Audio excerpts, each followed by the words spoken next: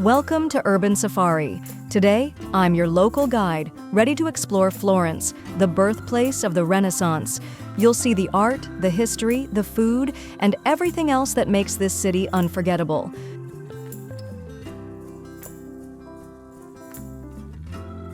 So, if you're traveling here for the first time, don't worry. I've got you covered step by step. From how to get here, to the best places to visit, to insider tips that only a local would know, you'll feel like a pro by the end of this guide.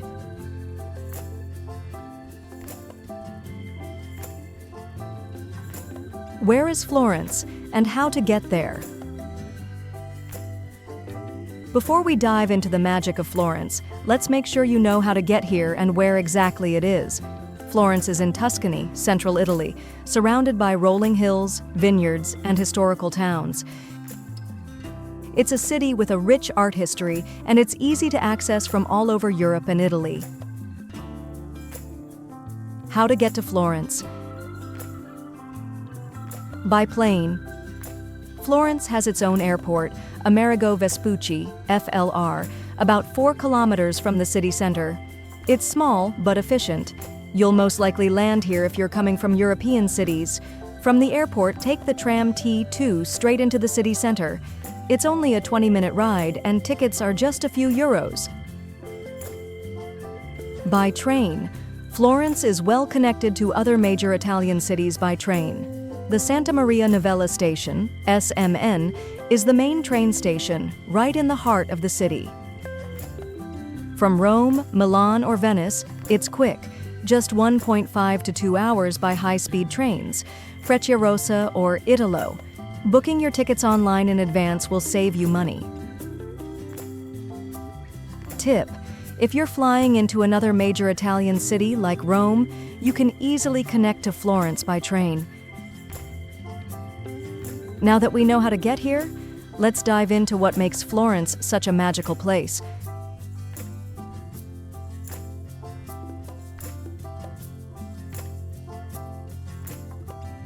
Florence is unlike any city you've visited before. Imagine walking through an open-air museum where every corner holds a masterpiece. This city is steeped in Renaissance art and architecture, with every building, street, and piazza designed to inspire awe. From the Duomo, which is visible from nearly every corner, to the world-class museums, Florence is as much about what's inside its walls as what's outside. Florence is famous for art and architecture. The Renaissance began here. Florence's museum's house works by Michelangelo, Botticelli, Da Vinci, and more. The Uffizi Gallery alone has over 2,000 pieces of art. Michelangelo's David. Florence is home to the original Michelangelo's David at the Accademia Gallery. It's a sight to behold. The statue is a symbol of Florence's artistic genius.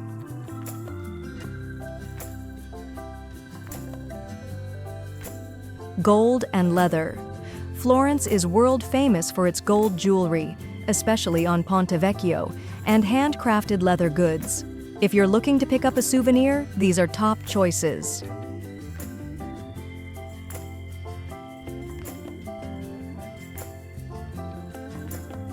Now that we know what Florence is famous for, let's talk about when the best time to visit. Florence is a great city to visit all year round, but when you visit can really make a difference to your experience. Here's what you need to know. Best months. April to June and September to October are the sweet spots. The weather is mild, perfect for walking, and the tourist crowds aren't as intense as in the summer. May or June, expect warm, sunny days. It's ideal for sightseeing, outdoor activities, and walking tours. September or October, temperatures cool down after summer, but it's still comfortable enough to explore. Summer, July and August. Summer is high tourist season. The weather can reach 35 degrees Celsius, and attractions like the Duomo and Uffizi are packed. If you're visiting in the summer, get up early to see the sights and avoid the midday heat. and definitely book tickets for popular attractions in advance. Winter. Winters in Florence are cold and sometimes rainy, but the city is much quieter. If you don't mind the chill, this is the best time to visit for lower prices and fewer crowds. Tip: check the weather forecast before you travel and pack accordingly.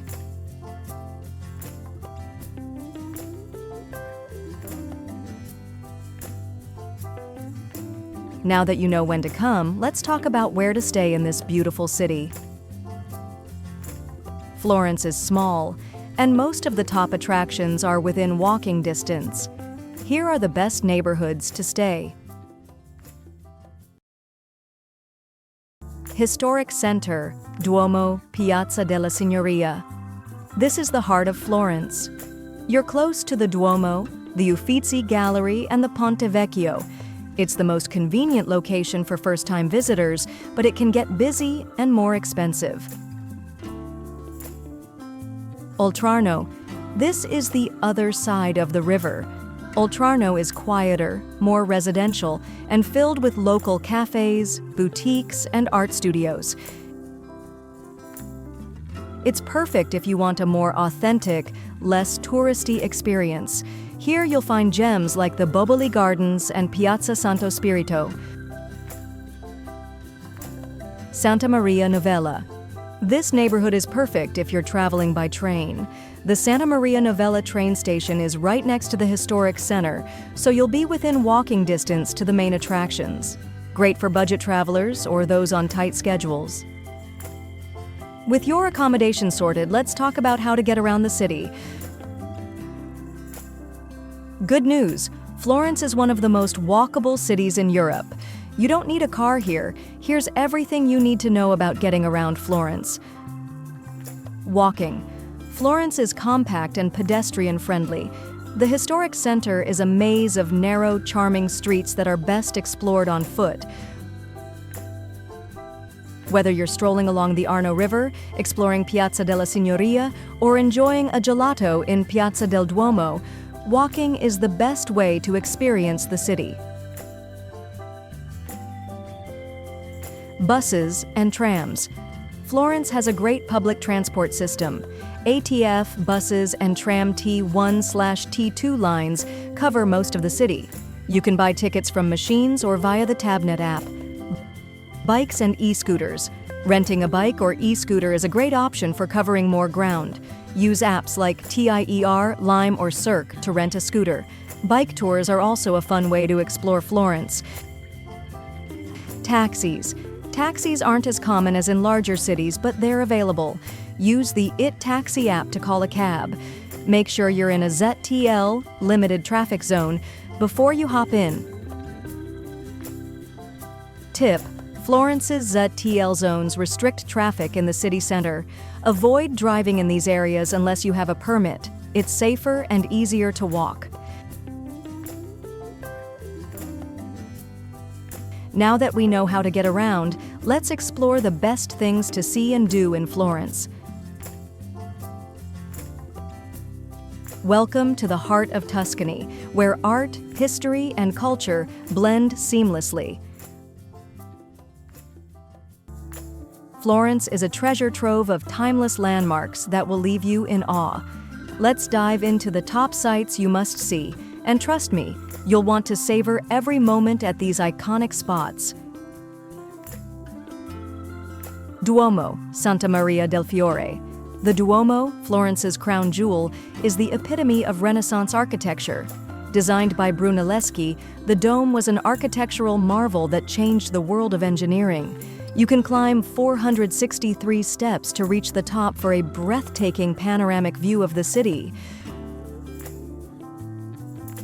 From up there, the skyline of Florence unfolds like a painting, with terracotta rooftops and the Arno River winding its way through the city. If you prefer a less strenuous experience, head up the Giotto Bell Tower, just beside the Duomo, for equally stunning views of the city, with the added benefit of a closer look at the cathedral's intricate facade. Uffizi Gallery, one of the world's greatest art museums, The Uffizi Gallery is a must-visit for any art lover. It's home to some of the most famous works of the Italian Renaissance, including Botticelli's The Birth of Venus, Da Vinci's Annunciation, and Caravaggio's Medusa. Make sure to book your tickets in advance to skip the often long queues. The gallery is not only a place for masterpieces, but also a fantastic spot to get a bird's-eye view of the Piazza della Signoria.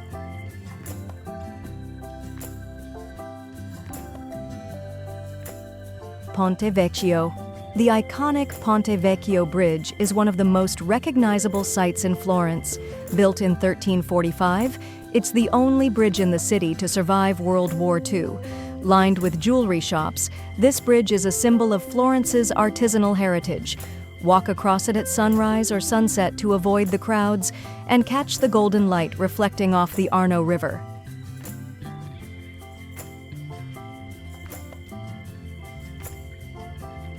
Boboli Gardens. If you're craving a peaceful retreat amidst the hustle of the city, the Boboli Gardens are the perfect escape. These Renaissance-era gardens, located behind the Pitti Palace, offer stunning views of the city, beautiful sculptures, fountains, and well-manicured lawns. It's the perfect spot for a leisurely stroll or a picnic. Accademia Gallery and Michelangelo's David. The Accademia Gallery is home to the world-famous David by Michelangelo. This masterpiece is not only an artistic marvel, but also a symbol of Florence's spirit. Bold, proud, and filled with a sense of beauty that stands the test of time. Don't just rush through. Take your time to admire the sheer detail and magnificence of Michelangelo's work. Book your tickets in advance to avoid the lines. Now that you know all the iconic spots to explore, let's dive into Florence's food scene, which is just as rich as its art. Florence's food scene is an essential part of the experience. The city is known for its simple, rustic Tuscan cuisine, which focuses on fresh, local ingredients. Here are some dishes and drinks you can't miss during your visit. Bistecca alla Fiorentina. This famous Tuscan steak is a must-try. It's usually served rare, and it's all about the quality of the meat. Served with a drizzle of olive oil and lemon, it's a true Florentine delicacy. Don't be afraid of the size, it's meant to be shared. Ribollita. A hearty, comforting soup made with cannellini beans, kale, and leftover bread, ribollita is the perfect dish to enjoy on a chilly Florence day. It's often served as a starter or light lunch. Lampredotto. For a truly authentic street food experience, try lampredotto. This sandwich, made with beef tripe, is a Florence specialty. It's often served with a rich green sauce, and you'll find plenty of street vendors selling it near the Mercato Centrale. Cantucci and Vin Santo. For dessert, you can't leave Florence without trying Cantucci, crunchy almond cookies that are dipped in Vin Santo, a sweet Tuscan dessert wine. This is the perfect way to end your meal in Florence. Gelato. Of course, no trip to Florence is complete without indulging in some gelato. Head to Gelateria dei Neri or Gelateria La Carraia for some of the best gelato in the city. Be sure to try the classic flavors like pistachio, chocolate, and hazelnut, but feel free to branch out with seasonal fruit flavors or even ricotta and honey. Now that you've had your fill of art and food, let's talk about local etiquette, apps, and some tips that will help you navigate the city like a local. Before we explore, grab these apps. Tabnet and Move It for buses, trams, and routes. Google Maps, best for walking Florence's narrow streets. It Taxi, call taxis with ease. Firenze Musée, Tickets, Get Your Guide, Skip the Line Tickets. The Fork, restaurant deals and bookings. Google Translate and XE for language and currency. Visit Florence and Rick Steves Audio Europe, local tips and self-guided tours. Narrator tip: download them before you arrive. They'll save time, money, and stress. Florence is a beautiful, historic city, and while the locals are friendly and welcoming, there are a few cultural tips you'll want to know before you go. Dress code. It's always good to dress modestly when visiting churches and religious sites. Keep your shoulders and knees covered to respect local customs. Tipping. Tipping in Italy is not mandatory, but it's appreciated for good service. In restaurants, rounding up the bill or leaving a 5 to 10% tip is common. For taxis, it's typical to round up to the nearest euro. Language. While many people in Florence speak English, especially in tourist areas, it's always a good idea to learn a few basic Italian phrases like ciao, hello, and grazie, thank you. The locals will appreciate your effort. Tap water. The tap water in Florence is safe to drink, so bring a refillable water bottle to stay hydrated while you explore. There are plenty of water fountains around the city. Cycling and walking. Florence is a very walkable city, and many areas are pedestrian-only zones. If you plan on renting a bike or scooter, be sure to follow local rules and ride in designated lanes. And be aware that many of the city's streets are cobblestone, so wear comfortable shoes. With these tips in mind, you're ready to enjoy Florence to its fullest. But before we say goodbye, let's talk about the best time to book your trip and how to prepare. Before you go, here are a few final tips to make your Florence adventure even better. Book in advance. Florence's top attractions like the Uffizi Gallery and the Duomo can get busy. Book your tickets online ahead of time to avoid long waits. Stay central. If possible, stay within walking distance of the historic center. Florence is best experienced on foot, and being close to the action will save you time and energy. Weather. Check the forecast before you pack. Florence can get pretty hot in the summer, so bring light clothes, sunscreen, and a hat. During the winter months, it's cooler, so pack layers. Emergency numbers. In case of emergency, the number for police, ambulance, and fire services is 112.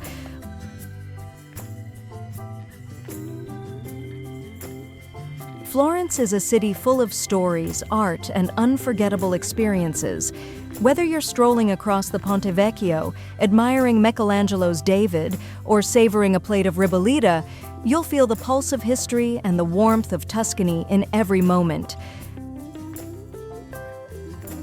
I hope this guide has helped you feel ready to take on Florence like a local.